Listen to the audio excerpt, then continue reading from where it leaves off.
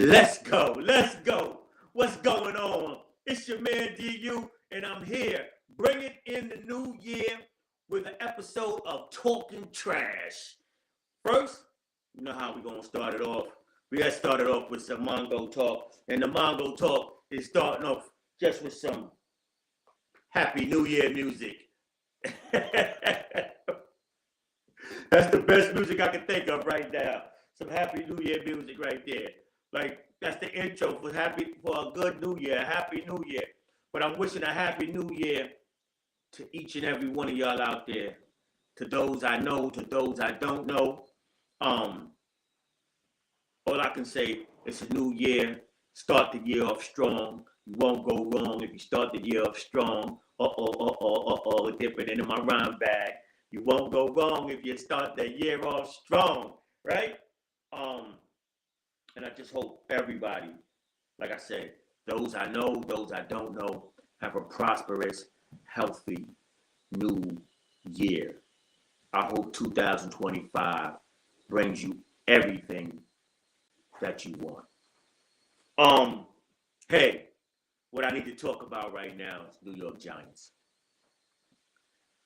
I was hoping that the New York Giants would get the first pick. I'm going to be honest. This had to be the worst season I've experienced as a New York Giants fan. Had to be the worst. I never wanted the Giants to lose so badly. Because the more games they win, the more it was taking themselves out of the race for the number one pick.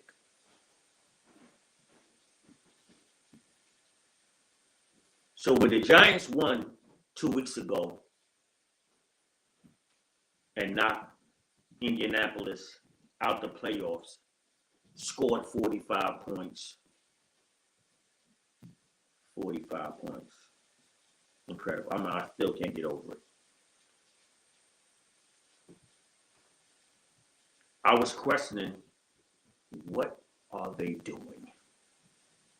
Because I've had conversations with people, whereas, saying that the Giants don't draft black quarterbacks. And the top two prospects is Shedeur Sanders and Cam Ward. So I'm like, hey, it's aligning where they have no choice. They got rid of Danny Dimes. They got rid of Danny Jones. That didn't work out. Which, as a Giants fan, I was rooting for Daniel Jones. I wanted Daniel Jones to be the New York Giants' Tom Brady, right? I wanted Daniel Jones to be better than Eli Manning. And Eli Manning won 2 Super Bowls as the quarterback of the New York Giants. Great times, good times. But that didn't work out. So now, as a Giants fan, knowing, hey, this is a bad team, I want the Giants to lose. They couldn't do that right this year. So now, Sunday just passed. They play the Eagles.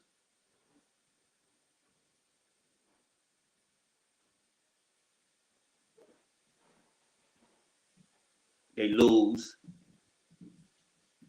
Saquon sits. Didn't get the rushing record. And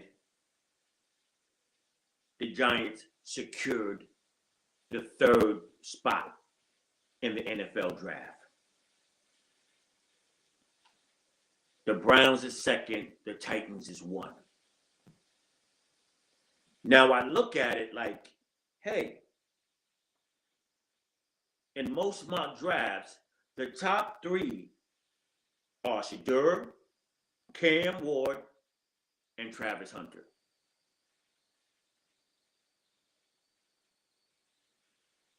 With some mock draft having Shedeur going first, which is what we need. The Giants need a quarterback. And then, swapping 2 and 3, Cam Ward, Travis Hunter. So now, since the Giants are picking number 3, who do they pick?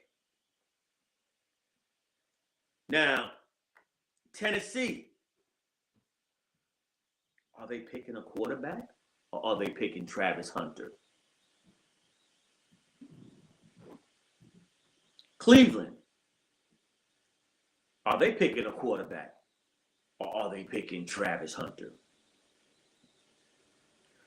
My New York Giants fandom brain says, hey, here's what's going to happen. Travis Hunter is going to go number 1. Cam Ward is going to go number 2. And Shedeur Sanders is going 3. That's my New York Giants fandom brain.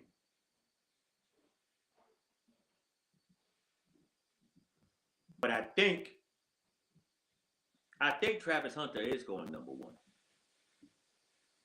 Heisman Award winner.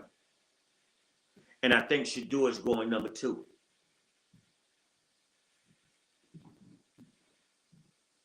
With the Giants getting Cam Ward at number 3.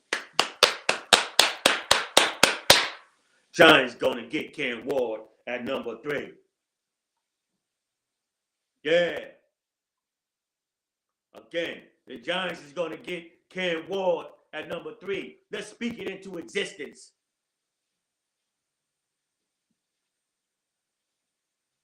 And as the Giants get Cam Ward at number 3 and they come out of the abyss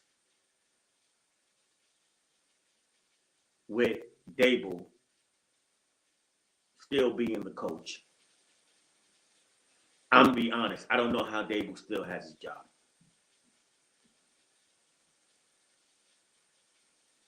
Coaches have got fired having better seasons, having way better seasons than what Dable had.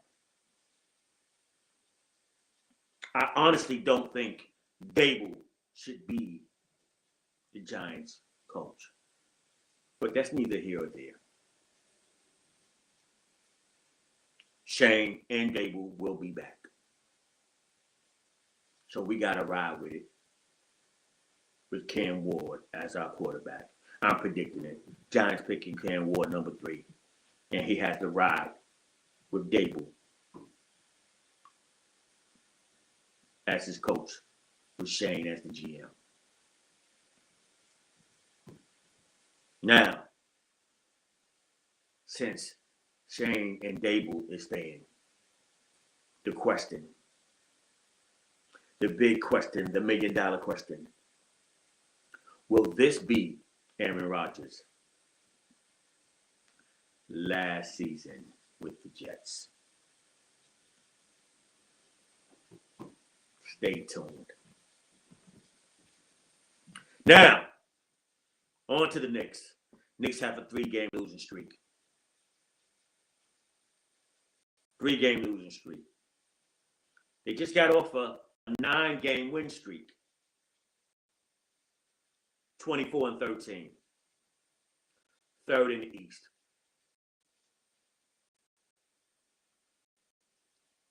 I'm not bad. I'm not glad. Because now they're in a 3-game losing streak. And just in my opinion, that streak is coming at it where I think the players, and when I say the players, the starters are tired. Tom Thibodeau is running them into the ground. multiple players playing 40 minutes a night on back-to-backs, playing 40 minutes.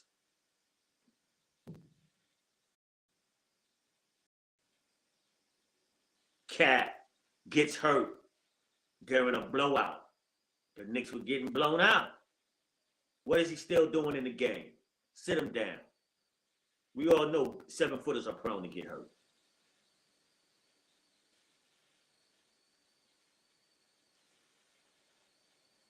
Tom Thibodeau had a chance, and he still has a chance, to develop the bench.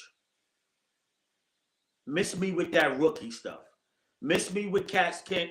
Miss me with Kolek not knowing how to play D. Miss me with Dottier got to earn his stripes. Miss me with Huck Porty not being ready. Miss me with all those rookie myths. These boys are in the NBA. Matter of fact, they're not boys. They're young men. These young men are in the NBA. Around the NBA stands for no boys allowed. Once they got drafted to do a job and to be ready for that job.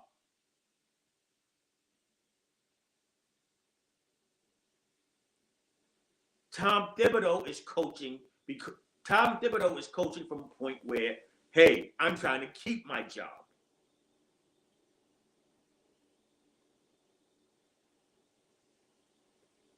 You can't tell me that there isn't someone on that bench besides Deuce McBride that's a straight bucket getter. But they won't be seen unless Thibodeau plays more people. How is Kolek supposed to get better defensively when you only play him 2 minutes a game? And then when they send him down to the G League and he hits for 36 and 11 and plays over 30 minutes in the G League, and then you find out your players is hurt, like Brunson and Deuce McBride, then you need them for 14 minutes. Kolek should have been getting 14 minutes a game off the rip. I'm watching teams like OKC. OKC play 10. I'm watching teams like Orlando play 10. And they playing 10 without their big dogs. Big dogs. The Wagner brothers is not there. Paolo Banchero is not there. You know? Jalen Suggs is not there. And they're playing 10. Their big dogs is not there. And they're playing 10. Tom Thibodeau, he's really playing 7. Because 2 players, like last night, who got, I think, 2 players, like, what's his name, Precious and Payne got, I believe, over 20 minutes, and Shamet got like 14. So he played 8. But at times he'll play 2, like 7, like a real 7. Maybe throw in 8 and have him play for 4 minutes. It's like, yo, man, you really played 7. This guy, like, and that's my only knock with Thibodeau, man. That's my only knock. Play, develop your bench, spread out the minutes, Tom. See what you got, man. I know you, and matter of fact, I don't even know if you see it in practice because from what we hear, the NBA doesn't practice, right? They don't practice. So, yeah. Spread out the minutes, Tom. All right. Look. What I want to get to is heavy talk right now. I want to get to Freak Show 1. Freaks come out at night. Freaks come out. FS1. Freak Show 1.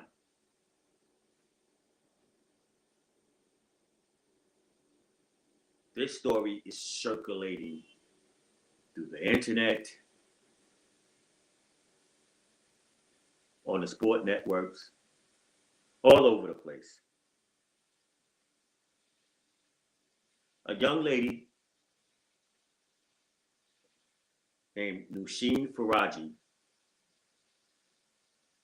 She was the stylist, makeup artist for FS1, I believe, suing FS1 Skip Bayless because she's saying he offered $1.5 million to have sex with her. Skip, I ain't know you had it in you, boy. How old is Skip? 72, 73? He's in his 70s. That's a fact. That's for sure. I'm not even going to look it up because I know Skip is in his 70s. Still kicking. They say Skip offered this young. She's saying Skip offered her $1.5 million. Ain't no way, bro. Ain't no way.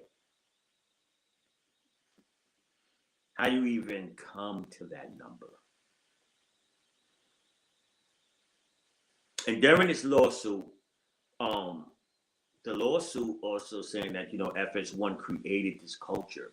Like an executive grabbed her butt, and when she said something to a talent that was there, and I'll name this talent later, the talent told her to get over it.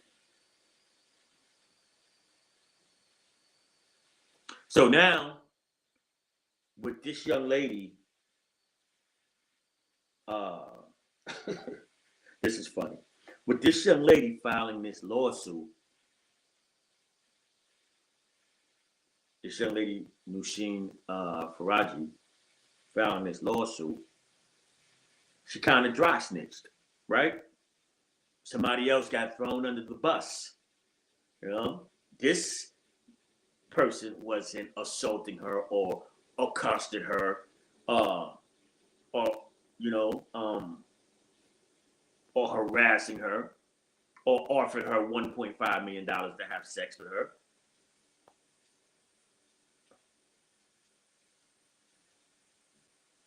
She started dry snitching and said, hey, Joy Taylor slept with an executive vice president of content, Charles Dixon. So now, then it's reported that Joy Taylor also slept with Emmanuel Ocho. Joy Taylor is also the sister of Jason Taylor, Hall of Fame NFL defensive end. Now it's going around that Joy Taylor. Now the lawsuit is really supposed to be about this young lady and Skip Bayless, but the big talk is that Joy Taylor. It is said that Joy Taylor has slept her way to the top.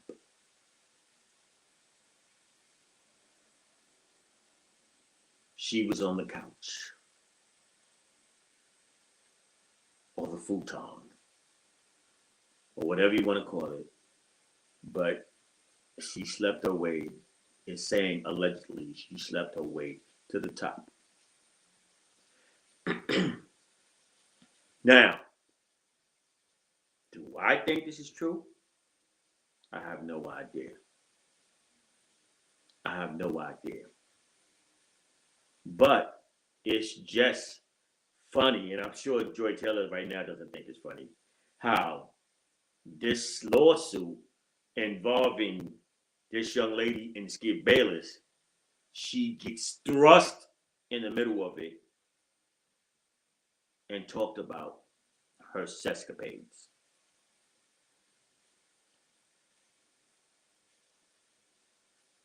I know she is sitting at home like, yo, I hate this chick. Because I mean, just for me, I'm totally familiar with Joy Taylor. I'm a fan of hers because of how she reports and analyzes sports. She's good at what she does. Um, in my opinion, whether it's true or not true, if it's true, she didn't have, in my opinion, she didn't have to do that to get to the top. She didn't have to sleep with anyone to get to the top because she's good at what she does. I would honestly, like, there's a few women that report on sports that I would watch all day, every day because they're super knowledgeable. And Joy Taylor is one of them. Monica McNutt is another. Uh, the I'm gonna call her Miss Salters, the sideline reporter does the sideline reporting for the NBA. She's another one. Uh, Miss Burke, the analyst, the female analyst that does the NBA games.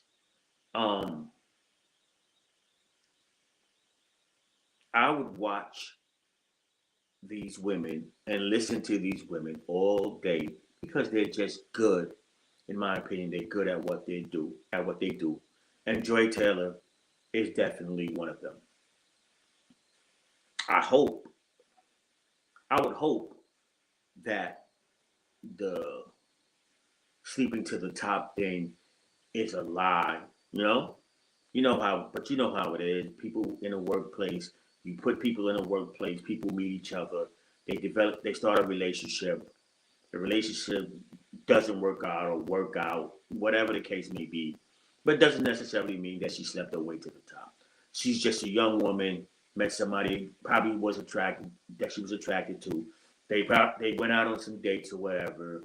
He just happened to be the executive vice president of content. Um, and they found each other desirable, right? And maybe it didn't work out, and then she went from, hey, Charles Dixon to Emmanuel Ocho, who's her co-host, right? And I don't know if they still seeing each other now or that situation is still going on. But just in my opinion, now granted, some of her conversation, like interviews, don't help her because she leads with the pretty, right? She leads with the pretty. Uh, um, she she talks like she uses the fact that she's attractive to her advantage, right? Um, and I'm sure in a male-dominated field, that's probably mostly men in that sports arena. She's looked at as total eye candy. So those certain interviews, they don't that she's done doesn't help her that much. But again, in my opinion, she didn't have to sleep with anyone to get to the top. She's good at what she does. Uh Now I'm interested because this is a good story. This is almost like a good this will almost look like a good Netflix movie, right? To see how this turns out. Cause my man Skip, come on. Yo. But you know what? Hey, I ain't gonna make too much fun of it because he has a wife, and his wife's name is Ernestine. I'm sure she's sitting somewhere totally upset. So I'm gonna move on. I'm gonna move on.